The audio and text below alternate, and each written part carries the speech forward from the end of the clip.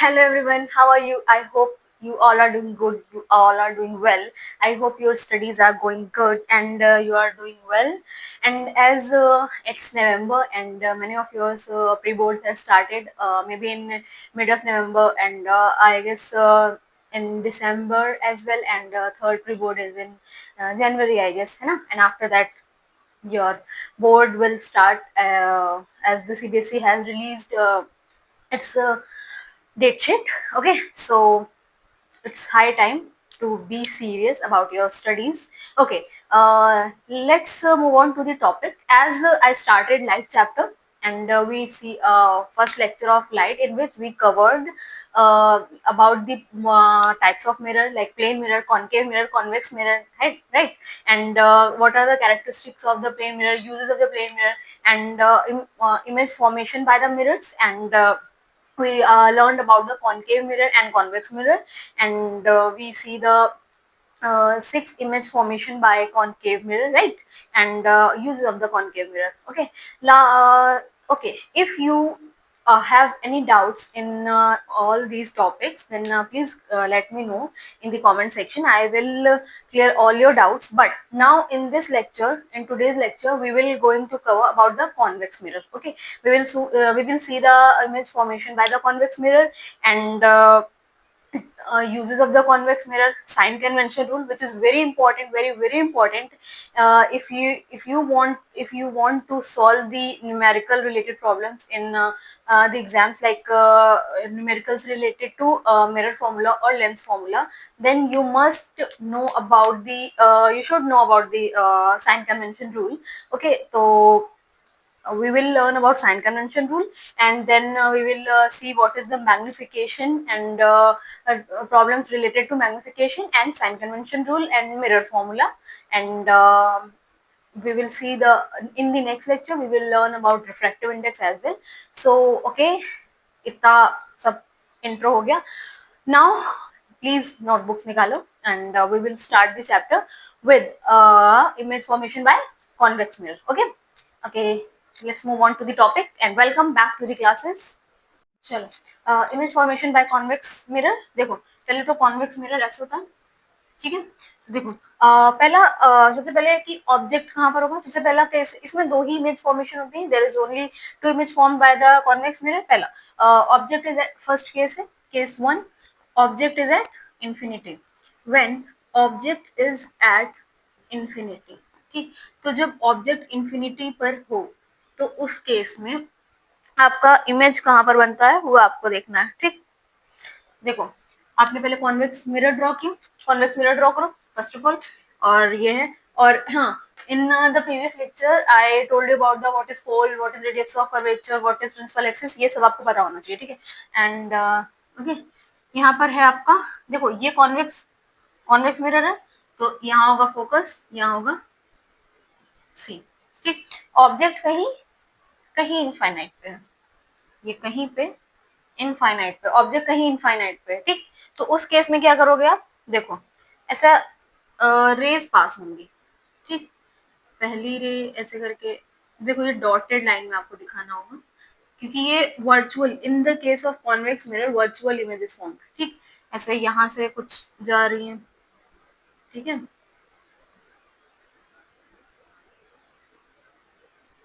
ठीक, कुछ इस तरीके से आपको इमेज देखने को मिलती है in case of convex mirror, ठीक. तो इस तरीके से कहीं ऑब्जेक्ट इन्फिनिटी पे है, तो एक तो पहला केस यही है कि ऑब्जेक्ट इन्फिनिटी पे, तो image form at focus and highly diminished. बहुत ही पॉइंट साइज है, हाईली डिमिनिश्ड है, वर्चुअल है एंड इरेक्ट होगी. ओके, पॉइंट तो इसमें लिख सकते हो virtual, erect, highly diminished, sorry, highly diminished या फिर पॉइंट साइज, वॉट एवर, ठीक. दो ये इसमें या तो ये लिख सकते, मतलब देखो इसमें ज्यादातर केस में अगर हम मिरर्स की बात करें तो वहाँ पे कॉनकेव मिरर में से पूछा जा सकता है, और अगर हम लेंस की बात करें तो वहाँ कॉन्वेक्स लेंस। जैसे यहाँ पर आपको देखने को मिल रहा है, यहाँ पे 6 केसेस हैं आपके कॉनकेव मिरर के। In the case of lenses there are 6 cases of convex lens, ठीक है। तो ये ध्यान रखना। तो कॉन्वेक्स मिरर के बारे में ज्यादा अगर इमेज फॉर्मेशन की बात करें तो convex mirror as that point of view उतना इंपॉर्टेंट नहीं है, लेकिन कॉनकेव के 6 केसेस हैं वो आपको ध्यान रखने हैं, ठीक है। इसको नोट डाउन कर लो। अब नेक्स्ट केस हम देखेंगे कौन सा, एक तो ये इन्फिनिटी पे हो गया, है ना। अब दूसरा behind between infinity and pole of the mirror, case 2 between infinity and pole of the mirror.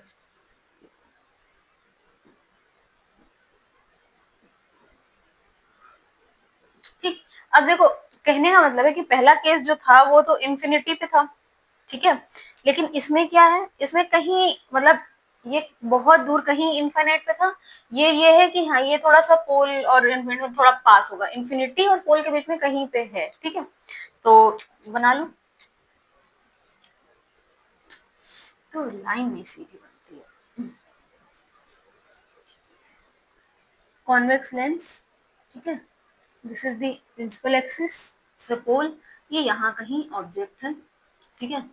पहला focus, then centre of curvature. पहली रे आपकी फोकस से पास होती है, देखो क्योंकि ये वर्चुअल है तो ये आगे जाके डॉटेड में होगी, ठीक। एंड सेकेंड लाइन जो होगी वो आपकी ऐसे करके सेंटर ऑफ कर्वेचर। तो ये देखो यहाँ पर कट कर रहा है तो ये यहाँ बनेगी, ठीक, ये यहाँ पर बनेगी, ठीक है। मतलब कि कहीं पोल और फोकस के बीच में ऑब्जेक्ट जब आपका इन्फिनिटी एंड पोल पर था तो इमेज जो है वो कहीं पोल और फोकस के बीच में बनेगी, और ये भी छोटी होगी, डिमिनिश होगी, हाईली डिमिनिश नहीं, ये तो पॉइंट साइज ही थी, ये भी छोटी होगी। देखो आपको दिख रहा है जैसा ऑब्जेक्ट है वैसी इमेज में इरेक्ट होगी, डिमिनिश्ड होगी एंड वर्चुअल होगी, ये भी वर्चुअल होगी, ठीक है। तो यहाँ पर लिख लो image formed at form between pole and focus, and image should be virtual, erect, diminished, ठीक है। ये होगा, ये दो केसेस हमको देखने को मिलते हैं इन केस ऑफ कॉन्वेक्स मिरर। दो ही है, एक पहला है ऑब्जेक्ट इनफाइनाइट पे हो और दूसरा है ऑब्जेक्ट, अच्छा यहाँ मैंने लिखा ही नहीं, object is in between infinity and pole of the mirror. तो इमेज आपकी फोकस और पोल के बीच में बनती है, और ये दो ही केसेस है तो इसको याद रखना बहुत इजी है। और दोनों के केस में वर्चुअल इरेक्ट इमेज ही बनेगी।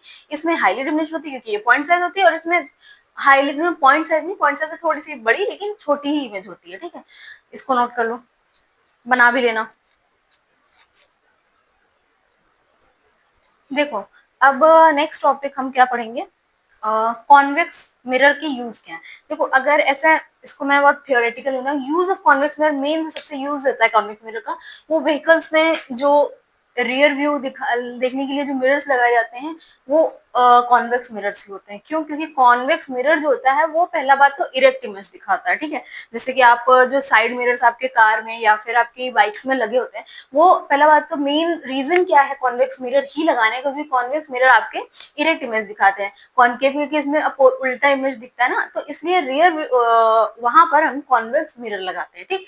तो रियर व्यू देखने के लिए, जैसे अगर आप जब ड्राइव कर रहे हो तो पीछे कौन आ रहा है, तो थोड़ा सा साइज मतलब छोटा और इरेक्ट, इसलिए मेन जो यूज होता है कॉन्वेक्स मिरर का वो ये होता है कि व्हीकल्स में रियर व्यू देखने के लिए हम यूज करते हैं, ठीक है।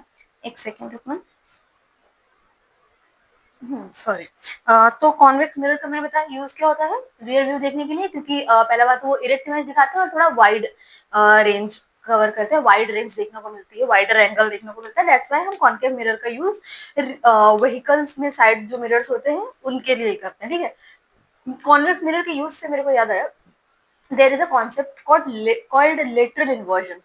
लेटरल इन्वर्जन क्या होता है, in case of plane mirrors, जैसे अगर आपने कभी देखा होगा जब मिरर लगाओ तो आपको उल्टा दिखता है, जैसे कि अगर सीधा लिखा हुआ तो राइट टू लेफ्ट दिखेगा, लेफ्ट टू राइट दिखेगा, दैट, ठीक है, that is the lateral inversion in case of plane mirrors.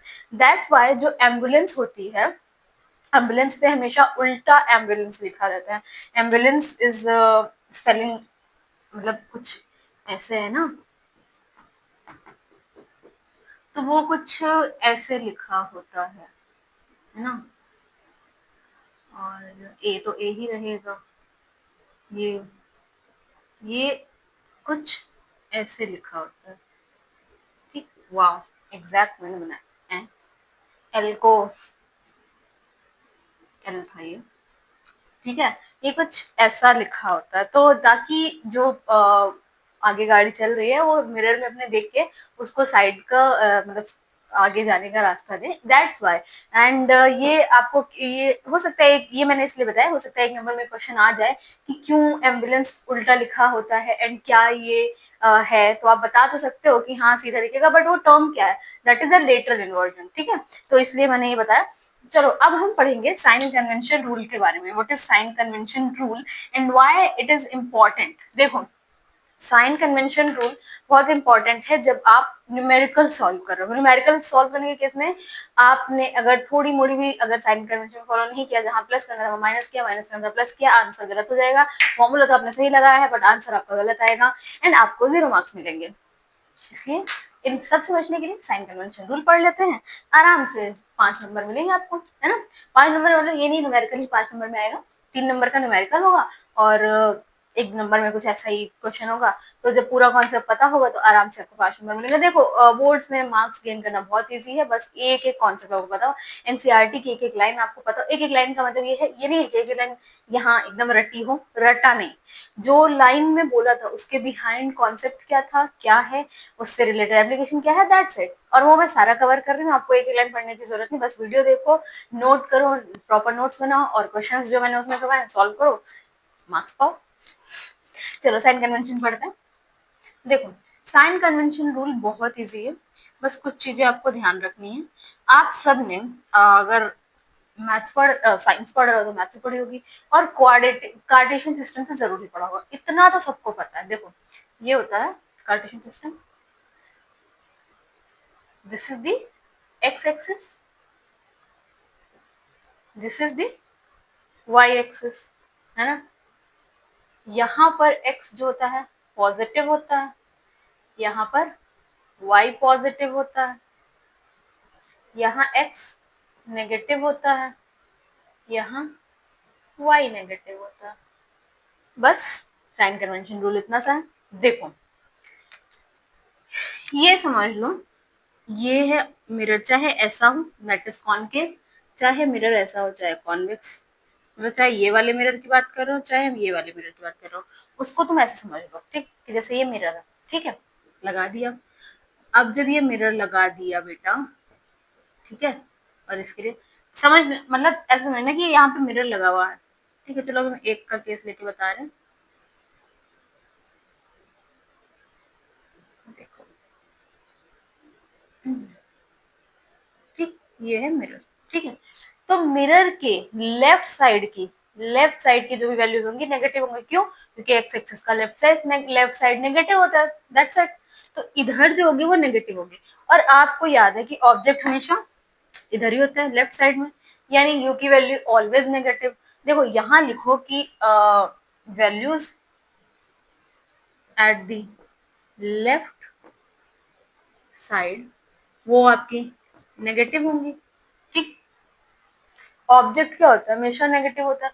तो यू, मैं ये बता रही हूँ ये अपना देखो, चाहे कॉन्वेक्स मिरर हो या कॉनकेव मिरर हो, ऑब्जेक्ट तो इधर देखो, कॉनकेव के भी दो केसेस, कॉनकेव के 6 केसेस देखे, कॉन्वेक्स के भी 2 केसेस देखे, दोनों ही केसेस में ऑब्जेक्ट तो लेफ्ट साइड ही था। ऑब्जेक्ट तो हमेशा ही यहाँ होगा, यहाँ कहीं भी, चाहे इनफाइनाइट पे, बट है तो लेफ्ट साइड में। ऑब्जेक्ट की वैल्यू हमेशा नेगेटिव होगी, और हम ऑब्जेक्ट को यू से दिखाते हैं, ठीक है। Object is always at the left side, ठीक। इससे देखो साइन कन्वेंशन तो आपको ऐसे सबको बता देगा, बट इससे कुछ जो कंक्लूजन निकल रहे हैं मैं आपको वो भी बता रही हूँ। कंक्लूजन ज्यादा इंपॉर्टेंट है आपके लिए, ठीक है। तो कंक्लूजन जो निकल रहे हैं वो आप लिख लो, वो ज्यादा इंपॉर्टेंट है, ठीक। तो देखो, object is at left side और ऑब्जेक्ट होता है यू, यू जो होगा वो होगा नेगेटिव। ठीक, वी वी जो है, अब देखो इमेज अगर इधर बन जाएगी तो पॉजिटिव, इमेज उधर बनेगी तो नेगेटिव, उसके केस में हम कुछ नहीं कह सकते। ठीक, देखो मिरर फॉर्मूला में यू वी एंड एफ होते हैं। U is the distance of object, V is the image distance and F is focal length. तो ये तीन का आपको पता होना चाहिए। ठीक है, अब मैंने कहा values at the left of the side is negative first, and values at the right side positive. Similarly values eight top, मतलब वाई एक्सिस पे इधर वाले में, यहाँ पे जो होंगी वो पॉजिटिव, और यहाँ पे जो होंगी वो नेगेटिव। यहाँ पे जो होंगी का क्या मतलब है, जैसे इमेज ऑब्जेक्ट यहाँ है और इमेज आके कुछ ऐसे बन रही हो, यहाँ उल्टी बन रही हो, तो height of the image, height of the जो इमेज होगी वो नेगेटिव हो जाएगी। कैसे क्या है अभी आगे हम लोग जब क्वेश्चंस करेंगे उसमें बताऊंगे। ठीक है, तो ये वाली बात हो गई।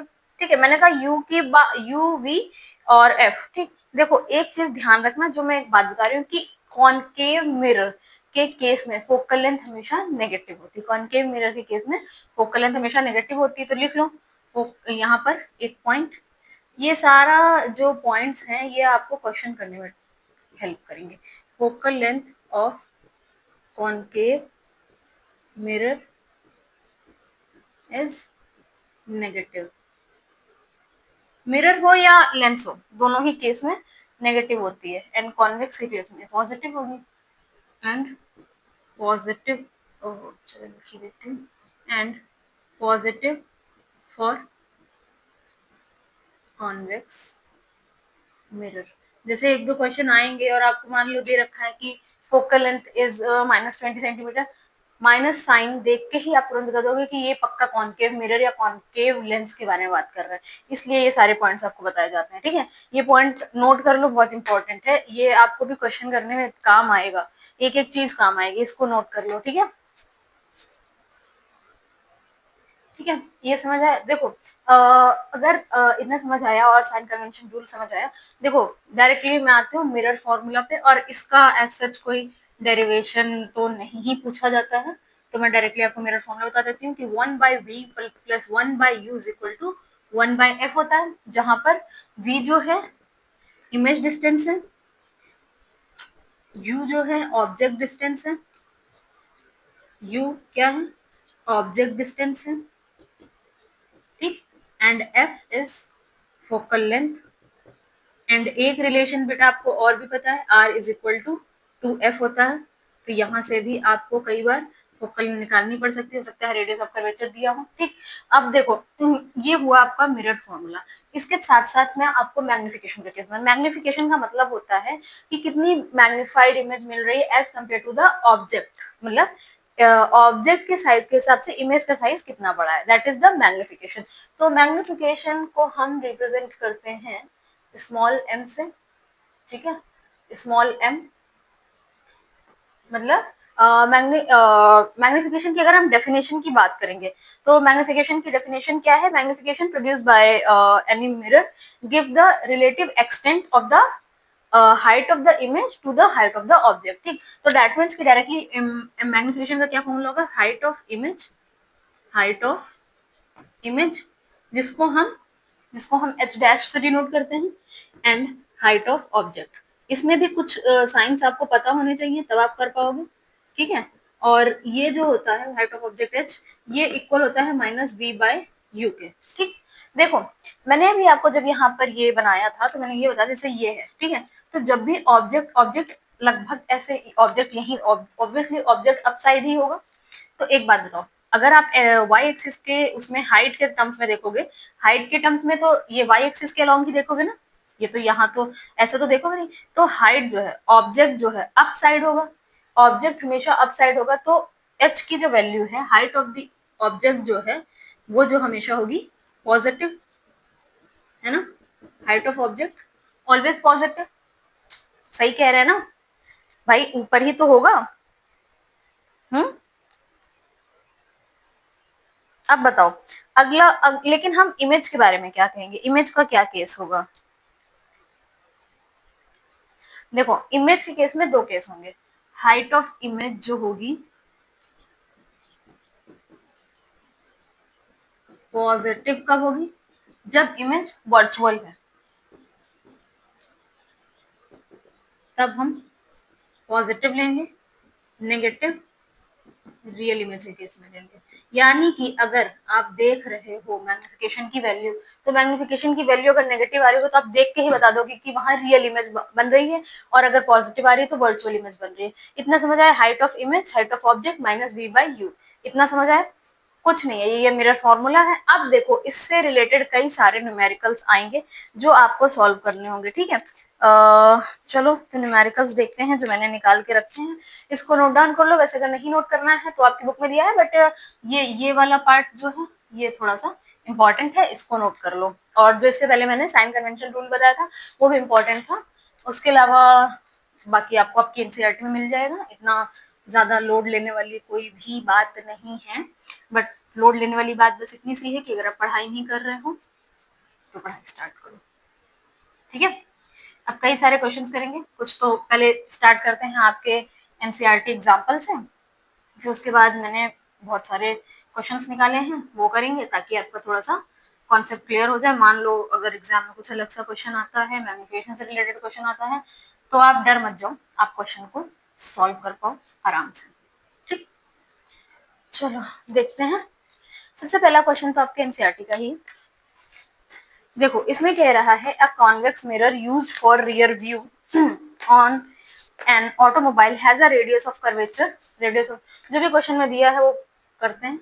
रेडियस ऑफ कर्वेचर दिया है 3 मीटर, यूनिट्स का ध्यान रखना, ठीक। If a bus is located at 5 metre from this mirror find the distance of the, find the position, nature and size of the image. देखो कॉन्वेक्स मिरर दिया है तो आपको नेचर तो पता है, कॉन्वेक्स मिरर के केस में वर्चुअल इमेज बनती है, वो तो बता ही दोगे, वर्चुअल और इरेक्ट बनती है। देखो इसमें क्या ना, bus is located at 5 metre from this mirror. यहाँ पे थोड़ा सा बच्चे नहीं समझ पाते हैं कि मैम अब ये ऑब्जेक्ट है, इमेज है, क्या। देखो अगर किसी, जैसे आप अपनी इमेज देख रहे हो मिरर में, तो इमेज तो मिरर और आप एज एन ऑब्जेक्ट हुए, तो बस जो है वो बस जो है वो मिरर से 5 मीटर दूर दिख रही है, तो बस जो है वो ऑब्जेक्ट है, और वो जो 5 मीटर है वो ऑब्जेक्ट डिस्टेंस है, यानी कि यू, और यू हमेशा नेगेटिव होता है, तो यानी कि आर ये हुआ और यू आप लिखोगे -5 मीटर। अब आपको क्या क्या निकालना है, वी निकालना है, एफ निकालना है, एंड नेचर वगैरह वो बताना है, ठीक। आराम से कर लोगे। देखो are is equal to 2f होता है, ये मैंने बताया था, तो आर दे रखा है 3 इज इक्वल टू 2f, तो f is equal to 3/2, that is 1.5 metre, ठीक। एफ आ गया, वी आ गया, एफ है और यू है, वी निकाल लेंगे। देखो 1/v plus 1/u is equal to 1/f होता है, और अगर आपको प्रॉब्लम हो रही है तो उसको 2/3 ही रहने दो, क्योंकि वो सब इसमें अपॉन में है तो आगे चल के काम आ जाएगा। तो देखो 1/v प्लस u है आपका, ध्यान रखना साइन के साथ रखना, इसीलिए मैंने कहा था u है -5, 1/f यानी कि 3/2, और ये 2 पर चला जाएगा। देखो तो ये हो जाएगा 1/v माइनस का 1/5, ये माइनस प्लस माइनस, ठीक, और ये हो गया 2/3, ठीक है। अब ये देखो ये उधर जाके प्लस हो जाएगा, नंबर से एक साइड, तो 1/v is equal to 2/3 plus 1/5, 5 और 3 में एलसीएम लेंगे, 5 और 3 का एलसीएम 15, 3 5 जा 15 यानी 2 5 जा 10, 5 3 जा 15 यानी 3, हो गया 13/15, 13/15, ठीक है। तो यहाँ पर आप देखो, यहाँ पे v जो हो जाएगा, देखो ये है 1/v इज इक्वल टू 13/15, तो v क्या हो जाएगा, पलट जाएगा 15/13, ठीक, नो प्रॉब्लम। 13 बन जा 13, 2 बचा, फिर 13 बन जा 13, और 7 बचा 5, कुछ इतने बार में जाएगा। v is equal to 1.15 metre, ठीक। और क्योंकि ये कॉन्वेक्स मिरर था तो वर्चुअल होगा, इरेक्ट होगा और स्मॉल होगा इमेज, ये निकालना था। देखो फोकल लेंथ निकालना था तो आपने यहाँ पर फोकल लेंथ निकालिए, इसको लिख सकते हो f is equal to 1.5 metre. चाहे ये वैल्यू यूज करो, चाहे ये वैल्यू यूज करो, किसी को भी यूज कर सकते हो। तो ये आ गया v का वैल्यू बहुत इजीली। ठीक है, देखो नेक्स्ट एग्जांपल है आपके ही एनसीईआरटी का। An object 4 centimetre in size. तो मेरे को साइन में बताओ कि क्या होगा। ऑब्जेक्ट है 4 सेंटीमीटर इन साइज, मतलब h की वैल्यू दे रहा है। हमने मैग्निफिकेशन में h डैश और h पढ़ा था। तो ये दिया हुआ है, एक ऑब्जेक्ट है जिसका साइज है कितना, 4 सेंटीमीटर। तो लिखेंगे h is equal to 4 centimetre. पहले जो जो आपको दिया होता है उसको अपने आप से डिकोड करके साइन में लिख लिया करो। Is placed at 25 centimetre in front of a concave mirror. Concave mirror के सामने रखा है एट अ डिस्टेंस ऑफ 25, यानी कि u की वैल्यू, ऑब्जेक्ट है 25 डिस्टेंस पे, यानी कि वो ऑब्जेक्ट की डिस्टेंस है। ऑब्जेक्ट की डिस्टेंस को हम u से लिखते हैं और u हमेशा नेगेटिव होता है। तो u हो गया ये -25 सेंटीमीटर। सब कुछ विद साइन लिखना तो गलत नहीं होगा। In front of a concave mirror, it's focal length is 15 centimetre. ठीक है, अब क्योंकि मैंने अभी एक पॉइंट बताया था, फोकल लेंथ तो कितनी दे रखी है, 15 सेंटीमीटर रखी, और कॉनकेव मिरर की फोकल लेंथ हमेशा हमेशा हाँ नेगेटिव होती है। तो फोकल लेंथ इसकी हो जाएगी F is equal to B, कितनी है, -15 सेंटीमीटर। बेटा इसमें साइन बहुत जरूरी है वरना आंसर गलत जाएंगे। पूछ क्या रहा है, what distance the mirror should be placed to get a sharp image, यानी कि we find the nature and size of the image. Nature and size भी निकालना है। ठीक, तो वी निकालना है और साइज का मतलब एच डैश निकालना है। ठीक, what is the H dash. अब मेरे को एक बात बताओ, कॉनकेव मिरर के केस में इमेज बनती कैसी है, वर्चुअल या रियल। कॉनकेव मिरर के केस में इमेज हमेशा रियल बनती है, एंड रियल के लिए हम मैग्निफिकेशन क्या लेके चल रहे थे, नेगेटिव। ये सारी चीजें बार बार रिवाइज करते रहा करो, आपके लिए ही जरूरी है। ठीक है, तो चलो हम पहले सबसे पहले निकालते हैं u और f दिया, तो पहले हम यहाँ से पहले v ही निकालेंगे। तो देखो 1/v plus 1/u is equal to 1/f। यहाँ लिख लेना बाय मिरर फॉर्मूला, इससे अच्छा इम्पैक्ट पड़ता है मार्क्स के ऊपर। देखो 1/v तो आपको पता नहीं, ठीक है कोई बात नहीं। u साइन के साथ लिखना जरूरी है, इसलिए बता रही हूँ साइन के साथ। -25, f -15। ठीक, देखो 1/v, ये प्लस माइनस माइनस हो जाएगा, और चलो मैं कर ही देती हूँ, -1/15 ये उधर जाएगा प्लस में। 1/v is equal to -1/15 plus 1/25। ठीक, एलसीएम ले लो, 15 और 25। 5 से 5 3 जा 15, 5 5 जा 25, 3 1 जा 3 और 5, 5 3 15, 15 5 5 3 15, 15 5 जा 15 5 जा 15 5 जा नहीं पता, 75 75। देखो 15 55 मतलब 15 5 जा 75, तो ऊपर आएगा माइनस का 5, 25 3 जा 25 नहीं 75। ठीक, माइनस प्लस माइनस, यानी 1/v is equal to minus का 2/75। दिख रहा है, एक सेकेंड रुकना, हाँ दिख रहा है। ठीक है, ये हो गया 1/v is equal to minus का 2/75। तो v is equal to value पलट जाएगी, माइनस का 75/2। तो v इज इक्वल टू क्या हो जाएगा, 3 2 3 जा 6, 2 7 जा 14, ये इतना आएगा। ठीक, माइनस का 37.5 सेंटीमीटर। ठीक, ये समझ आ गया। अब देखो मैंने आपको कहा ही था जैसा कि रियल इमेज तो मैग्निफिकेशन के केस में नेगेटिव। तो देखो v की वैल्यू ऑलरेडी नेगेटिव आ गई। तो मैंने आपको बताया था मैग्निफिकेशन का क्या फॉर्मूला होता है, height of image upon height of object minus v by u। ये फॉर्मूला बताया था, है ना, यही फॉर्मूला आपको लगाना है। चलो, तो देखो हाइट ऑफ इमेज तो नहीं पता है और ये सब तो पता है। तो देखो हाइट ऑफ इमेज को h डैश लिख लो, हाइट ऑफ ऑब्जेक्ट कितना दिया हुआ है, 4 सेंटीमीटर दिया हुआ, माइनस माइनस पहले से और v ये माइनस का 37.5 upon u, u negative minus का 25 सेंटीमीटर। तो देखो ये वाला नेगेटिव और ये वाला नेगेटिव कट जाएगा, ये 4 ऊपर। देखो यहाँ देखो ये हो जाएगा h dash is equal to, ये उधर जाएगा माइनस का 37.5 इंटू 4 डिवाइडेड बाई 25। ठीक, ये हो गया। इसको अगर आप सॉल्व करोगे पूरे को तो ये कुछ आएगा 6 सेंटीमीटर। तो h dash is equal to minus का 6 सेंटीमीटर। अब देखो ये जो माइनस आया है इसका मतलब है आपने आंसर सही निकाला है, क्योंकि हमको कॉनकेव मिरर दिया था। कॉनकेव मिरर के केस में इमेज रियल बनती है, रियल के लिए एच नेगेटिव मतलब ये नेगेटिव आना चाहिए, ये नेगेटिव आ रहा है। ठीक है, तो इस तरीके से आपको सॉल्व। तो सबसे मेन काम इसमें बेटा ये है कि आप जो है जो भी क्वेश्चन कह रहा है उसमें आप ये समझ पाओ कि हाइट ऑफ इमेज क्या है, हाइट ऑफ ऑब्जेक्ट क्या है, यू क्या है, वी क्या है और कौन सा साइन लेना है। सबसे ज्यादा इंपॉर्टेंट तो यही है। अगर ये नहीं समझ पाओगे तो फिर नहीं हो पाएगा। ठीक है, तो इसको समझो। तो अभी तो मैंने एनसीईआरटी के क्वेश्चन कराए, टॉपिक बताएं, अभी इतना देखो। नेक्स्ट लेक्चर में मैं आपको बहुत सारे क्वेश्चंस एनसीईआरटी से अलग के कराऊंगी और कुछ अलग अलग टाइप के क्वेश्चंस भी होंगे जिसमें थोड़ा सा कंफ्यूजन भी होगी, लेकिन आपको लैंग्वेज में समझाऊंगी किस तरीके से लैंग्वेज पकड़नी है, क्या कह रहा है क्वेश्चन, और आप इजिली कर लोगे। ठीक, thank you so much for watching. Please like share and subscribe and please focus on your board exams. Best of luck. Thank you.